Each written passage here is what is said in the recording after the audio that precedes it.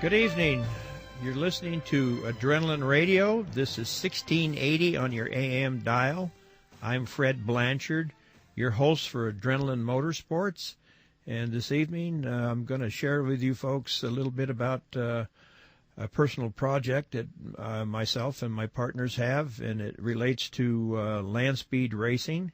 I had the opportunity, again, to acquire some partners in this project, and one basically is Brian Basic. He's from Brunswick, Ohio, and Brian bought an engine from the company that I work for at this time, which is Arius Racing Components, and he had interest in building a show car utilizing an Arius engine. And what makes these engines unique is pretty much what Arius does. He makes high horsepower engines, and he's developed cylinder heads and things of that nature to develop this high horsepower. My other partner basically is Ben York, and he is the owner of Roseville Rod and Custom, and he started his business right out of high school. He was 18 years old and pretty much really into cars, and he was doing work at home in his garage during off hours and driving his dad nuts all the way through until his dad finally told him that, well, if you're going to continue to do this kind of thing and fill up our driveway, I think what you need to do is go out and rent yourself a building and continue on with what you think you need to do for the rest of your life. And Ben decided when he graduated from high school, that's exactly what he went and done.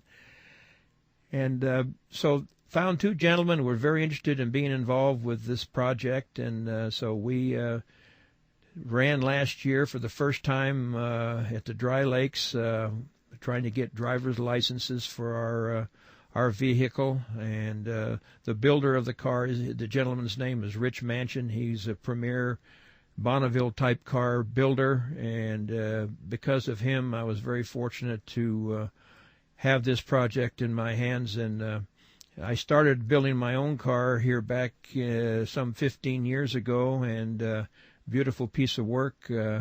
Bob Meyer Engineering did a lot of the chassis work and the sheet metal work for me, and I had this vehicle for about, like I say, about 15 to 16 years, and when I presented it to the sanctioning body, which is Southern California Timing Association, they stated that it was a beautiful piece of work, but through the period of time, rules started to change because of various incidences that occurred with this style of car, and changes would have to be made, which were, to me, not cost-effective.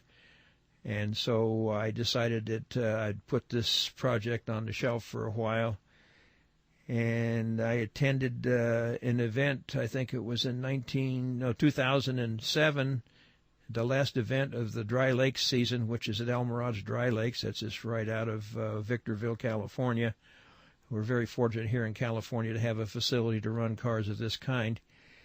And I visited there just to see who was running, and I had taken my son-in-law, Bruno Touzé. He's into cars, and he likes Mopars, and but he wanted to go with me to see what was going on there at the Dry Lakes. And so we went up there to the last event of the year, which was in '07, just to look around and see what was happening, and ran across a young friend of mine, and he asked how the project was going, and I told him not very good. We had some bad news, and we were now just on hold until we could decide what we were going to do with our project. He says, well, if you want to look here on the lake bed, there's a car parked, or trailer parked in the back of the Dry Lakes at the starting line, at the finish line rather, and you want to go have a look at it. It's a Lakester, and it's probably something with your name on it. And I said, well, that's interesting. So my son-in-law and I wandered back there, and sure enough, here this Lakester sat on this trailer, and the result was that